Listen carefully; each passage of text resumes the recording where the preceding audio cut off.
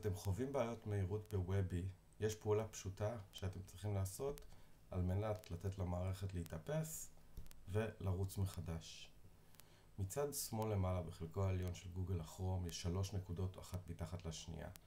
לפעמים יש הודעת עדכון ממש ליד אותן 3 נקודות, אם כן, ללחוץ עליה, גוגל יתעדכן ויהיה ניתן להיכנס למערכת בלי שום בעיה.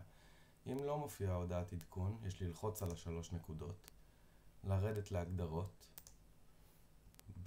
בהגדרות מצד ימין ברשימה, השורה האחרונה מידע כללי על כרום, ללחוץ עליו.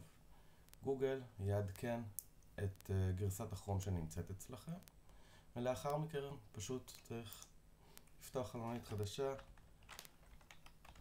להיכנס לאתר ולהתחיל לשחק. ייקח למערכת כמה שניות עד חצי דקה לעלות, ומהעלייה הפעם השנייה שנכנסים למערכת זה ירוץ תוך כמה שניות. תהנו.